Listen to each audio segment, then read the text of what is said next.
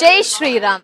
ఈ రోజు ఎన్ఎఫ్సి నగర్ గట్కేసర్లో ఉన్న హిందూ సమ్మేళన కార్యక్రమానికి అయితే మేము వచ్చేసామండి. సో ఏంటి వీరి ముఖ్య ఉద్దేశం అంటే ఆర్ఎస్ఎస్ 100 years అయిన సందర్భంగా ఈ మధ్య హిందువులపై దాడి జరుగుతుంది కదా అండి, వాటిని దృష్టిలో పెట్టుకొని లేకపోతే హిందువులు ఐక్యంగా ఉండాలి అనో, ఇంకా హిందువుల సంస్కృతి సంప్రదాయాలని చైతన్యవంతం చేయాలి, ఏకతాటిపైకి తీసుకురావాలనే ముఖ్య ఉద్దేశంతో హిందువుగా గర్వించు, హిందువులని జీవించు అనే నిదానంతో హిందూ సమ్మేళన కార్యక్రమాన్ని అయితే నిర్వహిస్తున్నారండి. ఎన్ఎఫ్సి నగర్ గట్కేసర్లో జరుగుతుంది. చూడండి ఏంటి ఎందుకు ఈవెంట్ అని ఎగ్జాంపుల్ చెప్పుకోవాలంటే, హిందువు మనం ఎక్కువగా పూజిస్తూ ఉంటాం, గోమాతల్ని పూజిస్తూ ఉంటాం, గోవుల్ని పూజిస్తూ ఉంటాము, గోదేనువుల్ని ప్రే చేస్తూ ఉంటాం. ఇలాంటి వదలు కూడా జరుగుతూ ఉంటున్నాయి. అంటే గోవుల్ని కోసేస్తూ ఉన్నారు, కట్ చేస్తున్నారు, తింటూ ఉన్నారు. అలాంటి గోవధ కూడా జరగకుండా ఉండడానికి వీరి మోటో అని చెప్పుకోవచ్చండి. హిందువులపై దాడులు చూసుకుంటే కనుక రకరకాల ప్రదేశాల్లో, బంగ్లాదేశ్ లో అయితే ఏంటి, కాశ్మీర్ లో కూడా మనకి డిఫరెంట్ గా ఏవో గొడవలు అవుతూనే ఉన్నాయి. టెంపుల్స్ పై కూడా ఏదో ఒక దాడి జరుగుతూనే ఉంది. దేవుళ్ళ గుళ్ళల్లోకి వెళ్లి దొంగతనాలు జరుగుతూ ఉన్నాయి. ఇవన్నీ మనసులో పెట్టుకొని హిందూ సమ్మేళన కార్యక్రమాన్ని అయితే నిర్వహిస్తున్నారండి. చెప్పాలి అంటే వీళ్ళు ఏం చెప్తున్నారు అంటే, హిందూ సమ్మేళన నిర్వహణ సమితి గడప లోపల కులం, గడప దాటితే హిందువులం, ప్రియ బాంధవులం, మనందరం కూడా హిందువులం. ఈ నిర్వాహకుడిగా సేవలందిస్తూ ధార్మిక పరిపాలనలో విశేష అనుభవాన్ని సంపాదించారు. గోమాత పరిరక్షణే ధర్మ పరిరక్షణగా అనే భావనతో ప్రతి జిల్లాలో గోశాలల స్థాపన మరియు నిర్వహణలో కీలక పాత్ర పోషించారు. సనాతన ధర్మానికి సంబంధించిన వివిధ శాస్త్రాలలో గాఢమైన అవగాహన కలిగిన ఆధ్యాత్మిక శాస్త్రవేత్త, వేదాంత చింతనలో లోతైన అధ్యయనం చేసినవారు. అద్వైత సిద్ధాంతాన్ని నమ్మి ఆచరించే సాధకుడిగా శృంగేరి సంస్థాపన పరంపరను ముందుకు నడిపిస్తూ ధార్మిక సంప్రదాయాలను పరిరక్షణకు కృషి చేస్తున్నారు.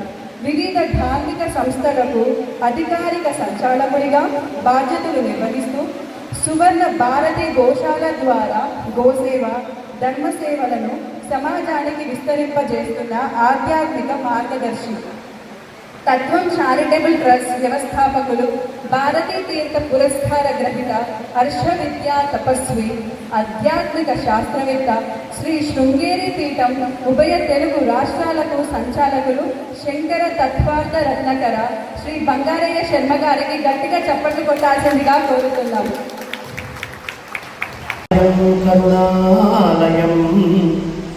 నమామి భగవత్పాద శంకరం లోకశంకరం.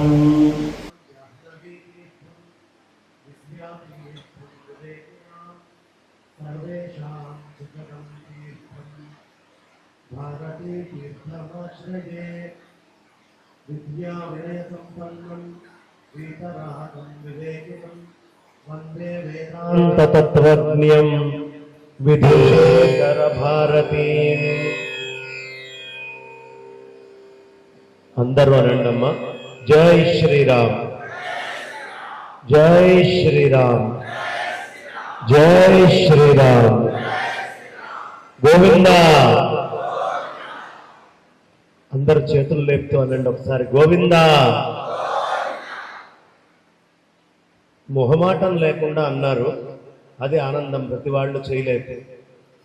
ఎప్పుడు గోవిందా అని నిస్సంకోచంగా అనగలము అంటే, ఏదో ఒకరోజు గోవిందా అంటామని తెలిస్తే ఖచ్చితంగా గోవిందా అంటాం బతికుండగా. కాబట్టి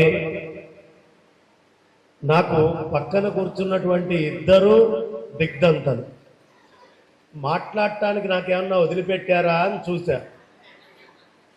ప్రాంత చరిత్ర నుంచి ప్రపంచ చరిత్ర మొత్తము, అందులో హిందూ యొక్క వైభవాన్ని మా రాకా సుధాకర్ గారు చెప్పేశారు.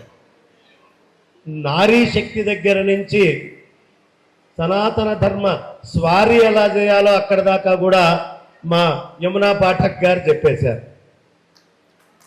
వీళ్ళిద్దరూ చెప్పిన తర్వాత నన్ను చెప్పమని మైకిస్తున్నారు.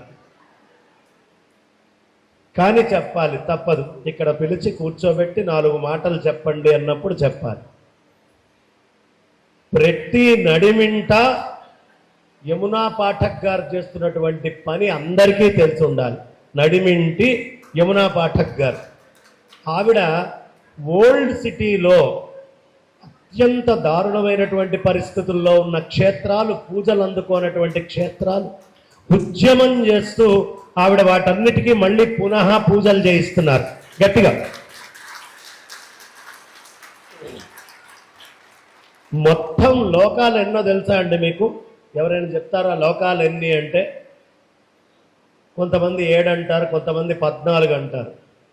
కానీ ఎవడి లోకం వాడిది.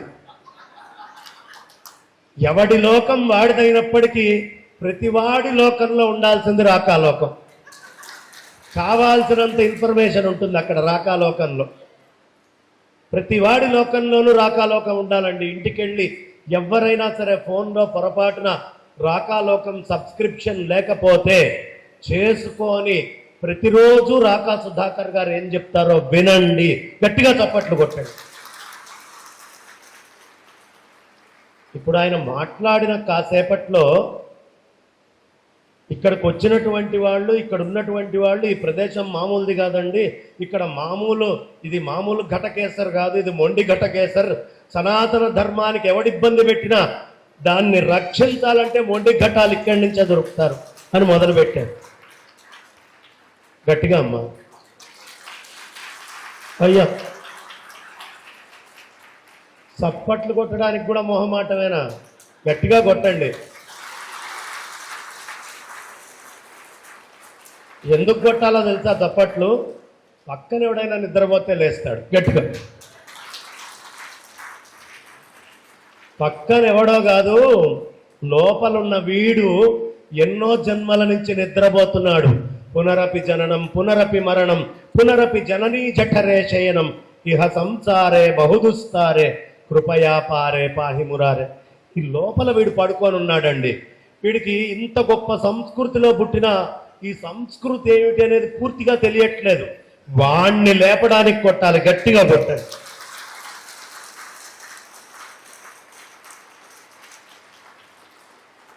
ఆంజనేయ స్వామి వారు, శంకరాచార్యుల వారు వీళ్ళిద్దరూ ఏ పని చేశారో ఆ పని చెయ్యాలి వాళ్ళ మనం అందరము.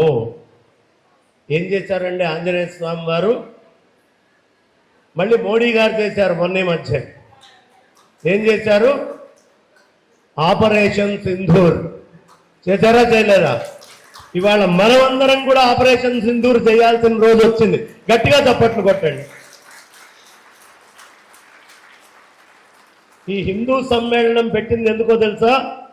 ఆపరేషన్ సింధూర్ కోసమే. ఆంజనేయ స్వామి వారు ఏ సింధూర్ని తీసుకున్నారో, శంకర భగవత్పాదాచార్యుల వారు ఇందాక పెద్దలు రాకా సుధాకర్ గారు చెప్పినట్టు మొత్తం భారతదేశాన్ని ఇటు నుంచి అటు, అటు దక్షిణం తూర్పు ఉత్తరం పడమర, అటు నుంచి ఇటు, ఇటు వాళ్ళని అటు, అటు వాళ్ళని ఇటు పంపించి మొత్తం హిందూ ధర్మాన్ని ఎలా ఆపరేషన్ సింధూర్గా కాషాయం కట్టుకొని వచ్చి ఆయన చేశారో గట్టిగా అమ్మ. ఆంజనేయ స్వామి ఏం చేశాడమ్మా? రామచంద్రమూర్తి, సీతమ్మ కుటుంబ వ్యవస్థగా ఉండి అడవులకి వెళ్ళినా కలిసి ఉండాలి అనేటటువంటి దాంపత్యంతో ఉన్నటువంటి ఈ సమాజంలో ఆ 10 తలకాయల పురుగైనటువంటి రాక్షసుడు లోపలికొచ్చి ఇక్కడ సీతమ్మని తీసుకొని వాడు ఎక్కడో జాడ తెలియని చోట దాచిపెడితే రామచంద్రమూర్తి ఏమిచ్చాడు? ఆయన చేతి ఉంగరం తీసిచ్చి వెళ్ళు వెతుకు హనుమా, ఓ ఎక్కడ ఉందో తెలుసుకొని రా అని పంపించాడు. పంపించాడా లేదా? పంపించాడు. ఈయన వెళ్ళాడు. ఏం చేశాడు? వెళ్ళిన వాడు ముందు మొట్టమొదట ఆయన లోపల ఉండేటువంటి సత్వగుణాన్ని వరించాడు. సత్వగుణము అంటే ఏమిటి? రామచంద్రమూర్తి విశ్వామిత్రుడి యజ్ఞాన్ని కాపాడటానికి వెళ్ళాడు, అగ్నిహోత్రంతో కూడిన పనే. ఆంజనేయ స్వామి లంకా దహనం చేశాడు, అక్కడికి వెళ్ళి అగ్నిహోత్రంతో కూడిన పనే. ఈయన ఏం చేశాడు? వెళ్తూ వెళ్తూ ముందు తాటకిని చంపాడు. చంపాడా లేదా? మొదటి పని అయింది. రెండో పని ఏం చేశాడు? అహల్యని ఉద్ధరించాడు. అవునా కాదా? మూడో పని ఏం చేశాడు? సీతమ్మని వరించాడు. వరించాడా లేదా? మనం కూడా మన లోపల ఈ మూడు ఉన్నాయి. మొట్టమొదటిది తమోగుణం, మహాతమస్సు, రాక్షసిక స్వభావాలన్నీ ఉన్నాయి. దాన్ని సంస్కరిస్తానకూడదు, చంపేయాలి. నీలో ఉండే లేజినెస్ అన్నిటినీ కూడా చంపేసేయాలి అని చెప్పాడు రామచంద్రమూర్తి. మొట్టమొదటి బాణాన్ని నేర్చి కొట్టాడు, తమోగుణాన్ని తీసి పారేశాడు. రజోగుణంతో ఉంది అహల్య అమ్మవారు. ఆవిడ్ని ఏం చేశాడు? సంస్కరించాడు. మనలో ఉండే రజోగుణానికి డిసిప్లిన్, ప్రిన్సిపల్స్ ఇది నేర్పించాలి. రెండోది అహల్య ఉదాహరణ. మళ్ళీ చప్పట్లు చిన్నది. ఎప్పుడు తగ్గితే అప్పుడు చప్పట్లు చెప్పునే ఉంటాను, మీ ఇష్టం. మూడోది ఏం చేశాడు ఆయన? ఏం చేశాడు?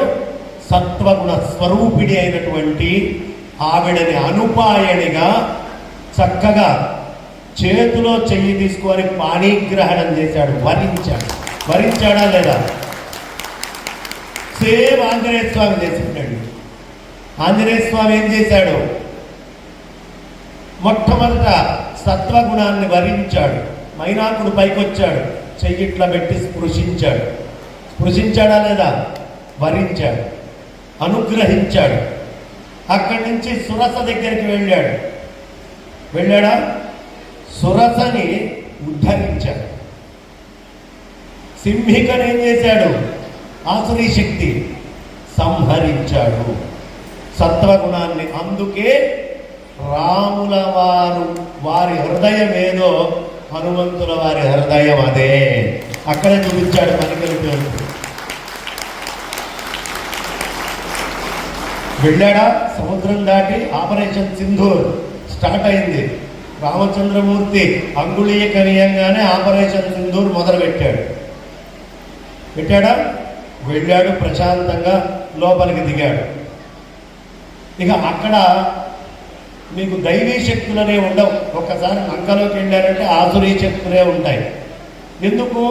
శివుడు అనేవాడిని కొలుస్తారు, ఆ శివుడి ఆంజనేయ స్వామి. ఇక ఈయనకు కనిపిస్తున్నవన్నీ ఆసురీ శక్తులే. ఆ ఆసురీ శక్తుల మధ్యలో అమ్మవారు కూర్చొని ఉంది. ఆవిడని బయటికి దిగాలి. మొట్టమొదట వెళ్ళాడు, లంకిణిని చంపాడు. తర్వాత రెండో వాడు ఆయన దగ్గరికి అక్షయ కుమారుడని వచ్చాడు. అరే, మా నాన్న సంగతి నీకు తెలియదురా, మా నాన్న చాలా గొప్పవాడు, శరణువేడు, నిన్ను లేదా చంపేస్తాను అన్నాడు. అక్షయ కుమారుడు ఆ మాట అనగానే మీ నాన్న తప్పుడు వాడు రా అన్నాడు. ఎలా చెప్తావు? నీ పేరేమని పెట్టాడు? అక్షయ కుమారుడు అని పెట్టాడు. ఇప్పుడు నేను నిన్ను చంపితే మీ నాన్న తప్పు చెప్పినట్టే కదా. వెంటనే వాడిని చంపాడు, అక్షయ కుమారుడిని క్షయం చేశాడు. మనం కూడా మన ధర్మాన్ని నాశనం చేయడం కోసం చాలా ఉత్తమమైన పేర్లు పెట్టుకొని మన వేషాలు వేసుకుంటూ చాలా మంది మన మధ్యలో తిరుగుతారు. ఆపరేషన్ సింధూర్లో వెళ్ళినప్పుడు, అరే నువ్వు నా పేరు పెట్టుకున్నా ఈ పేరు నీకు సూటబుల్ కాదు, పెట్టిన వాడికి అంతకంటే సూటబుల్ కాదు అని దాన్ని ఎలా ఏరి పారేయాలో సమాజంలో అది తెలియాలి. అందుకనే అక్షయ కుమారుణ్ణి తీసవతల పారేశాడు. సింధూర్లో భాగంగా చాలా మంది రాక్షసుల్ని కొట్టేశాడు ఆయన. కొట్టేసేయంగానే ఆపరేషన్ సింధూర్ అయిపోలా. ఆంజనేయ స్వామి వెళ్ళాడు, చక్కగా సీతా అమ్మవారిని చూశాడు.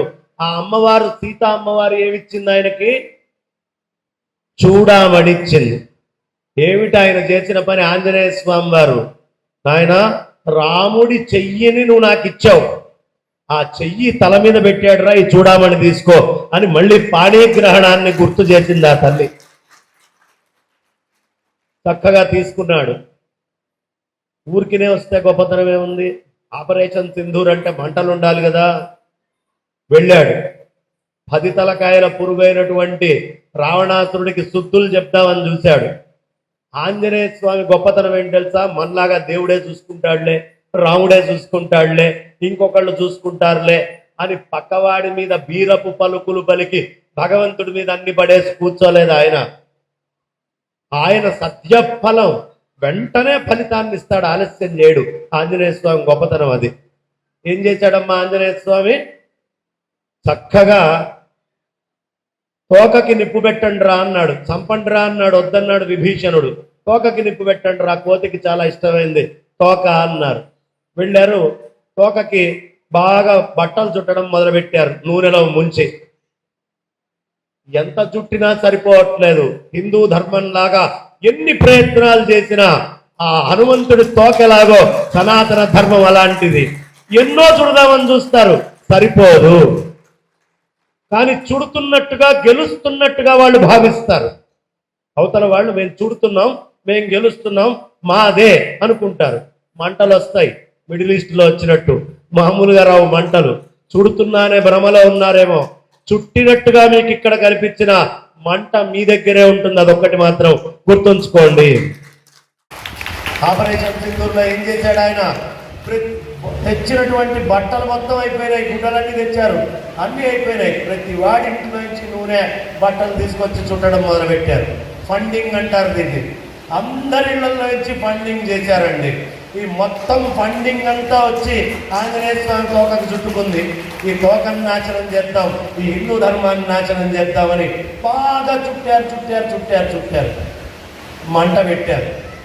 ఒక్క విభీషణుడు మాత్రం పిసినారమ్మ. ఆయన ఇంట్లో నుంచి నూనె రాలేదు, ఆయన ఇంట్లో నుంచి బట్ట రాలేదు. ఆంజనేయ స్వామికి ఏమాత్రమైనా సమర్పించకపోతే ఆయనకి చాలా కోపం వస్తుంది. అందుకని ఆయన ఏం చేశాడు? ఒక్క విభీషణుడు ఇల్లు తప్ప ఆహాహా మీరందరూ పట్టించారు, మంటించారు, తిరిగి నేను ప్రసాదం ఇవ్వాలి కదా అని ప్రతి ఇంటిని తగలబెట్టించాడు. గుర్తుంచుకోండి, ఈ ధర్మాన్ని నాశనం చేయాలి అని ఎవడు ఆలోచించి వాడి దగ్గర నుంచి నిప్పుని, వాడి దగ్గర బట్టని, తైలాన్ని తెస్తాడో వాడల్లా తగలబడి తీరాలి. అదే ఆపరేషన్ సింధూర్.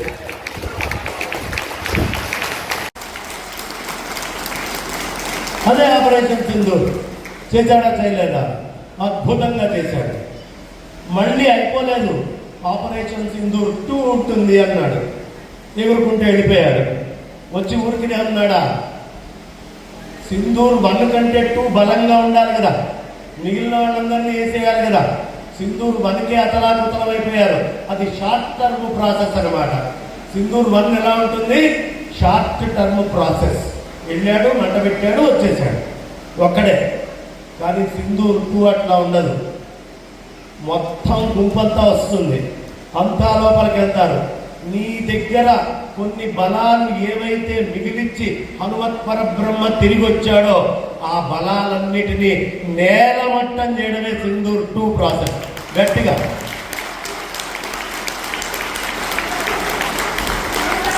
జై శ్రీరామ్, జై శ్రీరామ్, జై శ్రీరామ్. అక్కడ ఆయన సింధూర్ మొదలు పెట్టాడు. హిందువులు ఎలా ఉండాలి? ఎప్పుడు లక్ష్యాన్ని వదిలిపెట్టకూడదు. మనస్సు లోపల ఆపరేషన్ సింధూర్ ఉండాలి. ఇలాంటిది అద్భుతంగా శంకర భగవత్పాదాచార్యులు వారు వచ్చారు.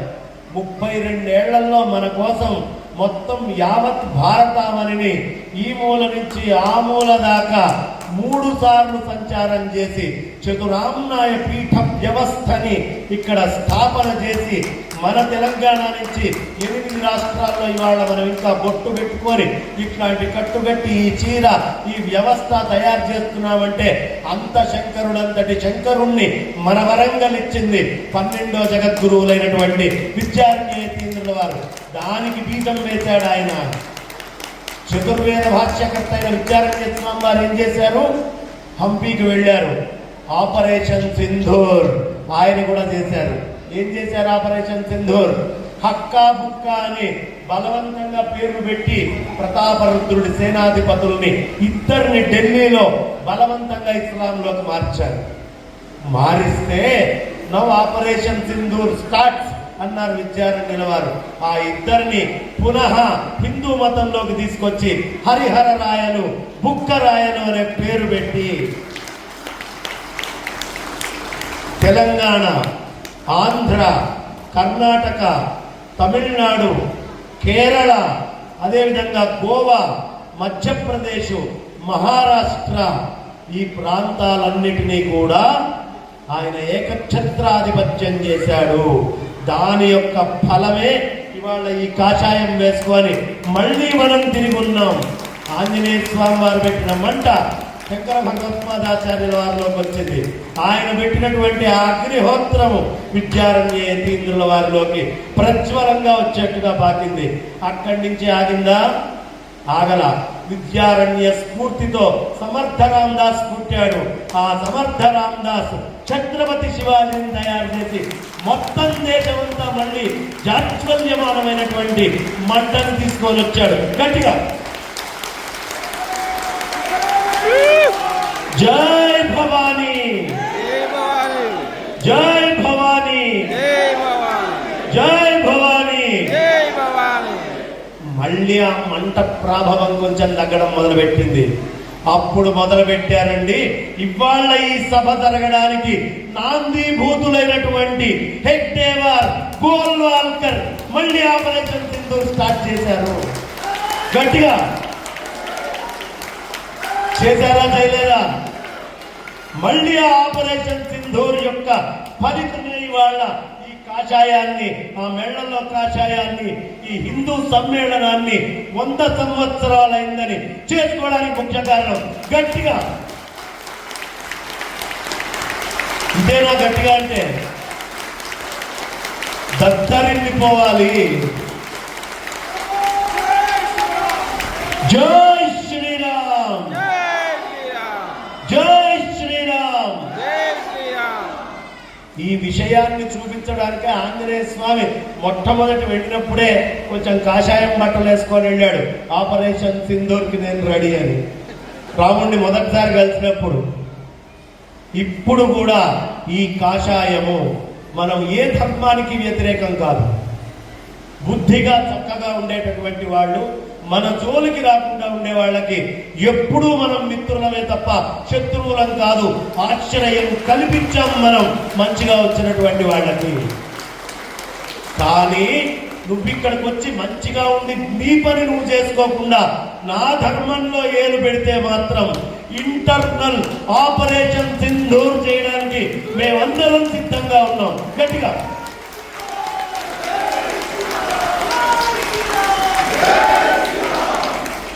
Internal operation Sindoor. ప్రతి ఒక్కడి మనస్సు సింధూరమయమై ఉండాలి. నేను పార్టీలు చెప్పట్లేదు ఇక్కడ, నేను ఇతరం ఏమీ చెప్పట్లేదు. ఉండాల్సింది సింధూరము లోపల.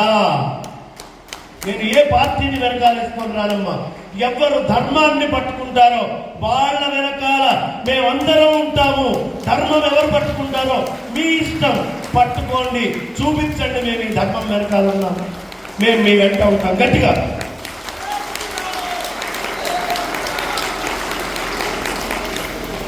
అయిందా? అక్కడ ఆపరేషన్ సింధూర్ మళ్ళీ వీళ్ళు మొదలు పెట్టారా? మోడీ గారు కూడా మొదలు పెట్టారు. ఆయన ఏం చేశారు? మన తల్లుల మీద వాళ్ళ చక్కగా ఉండేటువంటి సింధూరాన్ని చెరిపినటువంటి దానికి గుర్తుగా పాకిస్తాన్లో ఏకదాటిగా 9 చోట్ల ఆ దుర్గా అమ్మవారు చక్కగా ఆ కంగాళమైనటువంటి అగ్ని నిప్పులతో చెలరేగి ఆవిడ ప్రత్యక్షమైంది. హింగ్లాజ్ మాత అగ్నిహోత్ర రూపంలో పాకిస్తాన్లో అనేక చోట్ల ప్రత్యక్షమైంది. గట్టిగా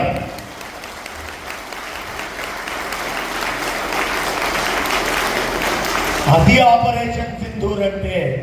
ఇవాళ ఇర్రెస్పెక్టివ్ ఆఫ్ పార్టీస్, అందరు రాజకీయ నాయకులకి నేను ఒకటే మాట చెప్తున్నాను. దయ ఉంచి ఈ రోజు ఓట్ల కోసమో, ఈ రోజు పబ్బం గడవడం కోసమో, ఈ రోజు నేను ఎలా బలంగా ఉన్నానో అనుకోని గనక మీరు అన్నిటినీ పక్కన పెట్టి జరుగుతున్న కుట్రల్ని గనక పక్కకి పెట్టకపోతే కొన్ని తరాల తర్వాత మీ దాంట్లోనే 3 తరాలు 4 తరాల తర్వాత మీ పిల్లలు, మనవళ్ళు, ముని మనవళ్ళు కూడా ఈ భూమి మీదే బతకాలి. ఇవాళ మీరు నిర్లక్ష్యం చేస్తే ఆ పిల్లలకి బంగ్లాదేశ్ లో ఏ గతి పుట్టిందో అదే గతి వస్తుంది. కాబట్టి కళ్ళు తెరవండి. ఈ రోజుకైనా ఈ ధర్మాన్ని రక్షించండి. గట్టిగా జై శ్రీరామ్. ఈ ధర్మాన్ని మనం అందరం కాపాడుకోవాల్సినటువంటి అవసరం ఎంతైనా ఎంతైనా ఎంతైనా ఉంది. నిన్ననే మీరు చూస్తే ఒక టాప్ ఎంఎన్సి కంపెనీ లోపల 6 ఎంప్లాయీస్ అరెస్ట్ చేశారు. 6 ముస్లిమ్స్. ఎందుకు అరెస్ట్ చేయబడ్డారు? మన కాన్స్టిట్యూషన్ ప్రకారం అంటే లవ్ జిహాద్ని లోపలికి తీసుకొని వెళ్ళి వాళ్ళు అక్కడ ఉండే స్త్రీలతో బలవంతంగా ఇస్లాం మారడం కోసము బలవంతంగా బీఫ్ తినాలి అనేటటువంటి ప్రతిబంధం పెట్టడం వల్ల ఇవాళ ఇండియన్ కాన్స్టిట్యూషన్ ప్రకారం వాళ్ళు 9 మందట 6 అరెస్ట్ అయ్యారు. ఇంకా 3 కావాలి. వాళ్ళు నడుచుకొని వెళ్తున్న విధానం ఏంటి తెలుసామా? గర్వంగా నా మతానికి నేను గొప్పగా చేశాను నడుస్తున్నారు. ఆ మాత్రం మనకి తేదా? మనం ఎలా నడవాలి? గర్వము మొత్తము గర్వమయ్యే విధంగా మన నడక ఉండాలి. ఆపరేషన్ సింధూర్లో వరంగల్లో పుట్టినటువంటి విద్యారణ్యుల వారు మనకి దిశానిర్దేశం చేశారు. మొన్న మధ్య చూసాం. ఏమిటి? నేను హిందువుని అని చెప్తూ ఒక అమ్మాయిని మోసం చేసి పెళ్ళైన తర్వాత బలవంతంగా పేరు మార్చి ఇస్లాం మతంలోకి మారిస్తే ఆ అమ్మాయి కేసు పెట్టింది, అరెస్ట్ చేశారు. మన హైదరాబాద్లో, మన ఓల్డ్ సిటీలో జరిగినటువంటి ఘటన. అవునా కదమ్మా? పెట్టారా లేదా? ఇప్పుడు వాడు హిందువుగా వచ్చి నటించాడు. కానీ ఒక్క విషయం, ఇలా నటించకుండా ఉండాలి అంటే విద్యారణ్య స్వామి వారు సొల్యూషన్ చెప్పారు మనకి. ఏమిటి సొల్యూషన్ తెలుసా అమ్మా? మొత్తము అంతా కూడా ఈ దక్షిణాపదం అంతా పూర్తిగా తురుష్కుల పాలనలోకి వెళ్ళిపోయినప్పుడు ఆయన ఆనెగుంది అనేటటువంటి ప్రాంతంలో విద్యారణ్య స్వామి వారు విజయనగర సామ్రాజ్య స్థాపనకి మొట్టమొదటి మూల బీజాలు వేశారు. వేస్తే ప్రతిదానికి ఓ జెండా కావాలి, ఓ రాజముద్ర కావాలి. ఏం చేశారో తెలుసా విద్యారణ్య స్వామి వారు? పందిని, వరాహావతారాన్ని మా రాజ్యానికి గుర్తు అని పెట్టారు. ఎందుకు? భూమిని రక్షించిన అవతారం ఏమిటి? భూవరాహము. అందుకనే చూడండి, మిగతా ప్రాణులన్నిటికీ ముక్కు పైకి ఎక్కడికో ఉంటుంది. భూమికి అతి సమీపంలో ముక్కు ఉండేటటువంటిది ఒక్క పందికి, వరాహానికి మాత్రమే. చూడండి ఎప్పుడు వరాహాన్ని రక్షిస్తుంది. ఈ వేస్ట్ అంతా భూమి మీదకి వేస్తే ఆ వేస్ట్ అంతా తాను తీసుకుంటుంది. భూమిని ఎప్పుడు అపవిత్రం ఎక్కువ చేయకూడదు అని అది మొత్తం 10 మందిని తీసుకొని తాను లోపల హరించుకొని కొద్ది భాగాన్ని మళ్ళీ భూమి మీదకి పంపిస్తుంది ఎరువు కింద. ఏం చేస్తోంది? భూమిని కాపాడేది నేనే తత్వాన్ని అక్కడ చూపిస్తోంది. గట్టిగా చూపిస్తోంది కదా. ఆ వరాహాన్ని తీసుకొచ్చి పెట్టిన వెంటనే మీ కరెన్సీ ఏంటి అన్నారు. మా కరెన్సీ వరాహాలండి అన్నారు. కరెన్సీకి పేరేం పెట్టారు? వరాహాలు అని పెట్టారు. వెంటనే ఇక్కడి నుంచి ఢిల్లీ పాద్షా దగ్గరికి, మేము మీకు సామంతులుగా ఉంటామండి, మాది ఒక వరాహం గుర్తుతో ఉన్న సామ్రాజ్యం, మీకు ఎన్ని వరాహాలు కప్పంగా కట్టమంటే అన్ని వరాహాలు మేము కప్పంగా కడతామంటే, ఛీ నువ్వొద్దు, నీ వరాహం వద్దు, నువ్వు ఇండిపెండెంట్ దేశంగా బతుకు, నీది నాకు వద్దే వద్దు అని పంపించాడు.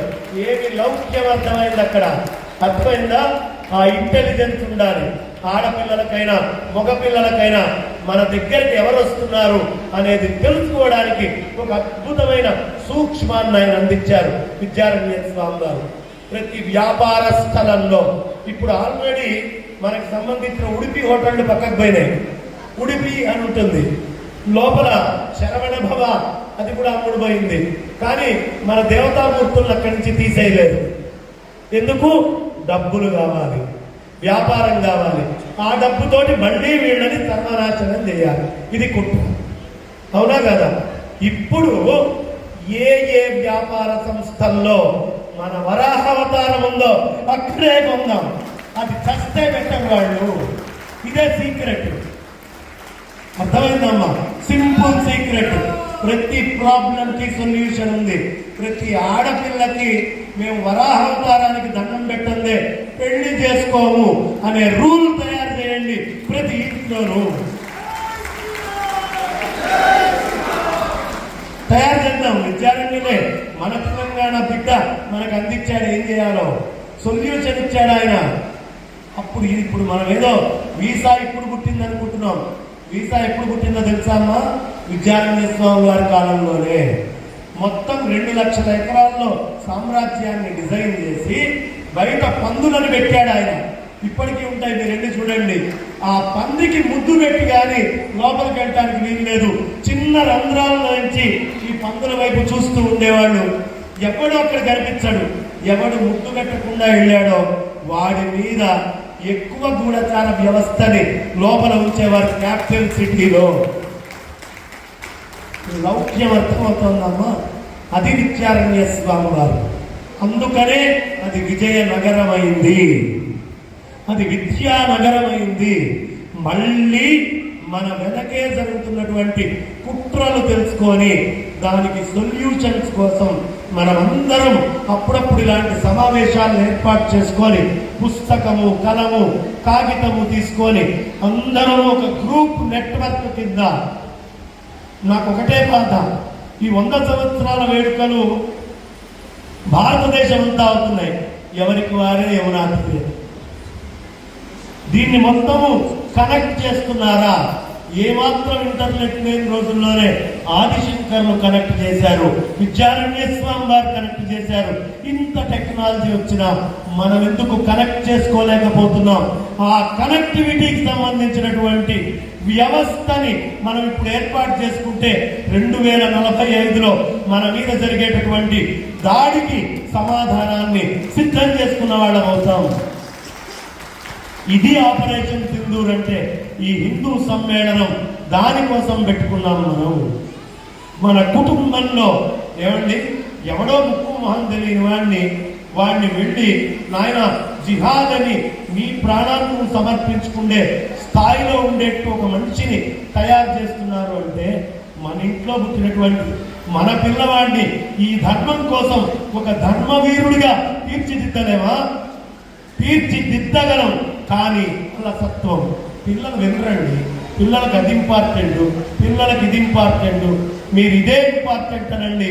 మీ ఆస్తి, మీ ధనము, మీ సంపద, మీ సామ్రాజ్యము, మీ ఆచార వ్యవహారాలు అన్నీ కూడా రాహుకేతువులు కబలిచ్చినట్టుగా కబళిస్తారు.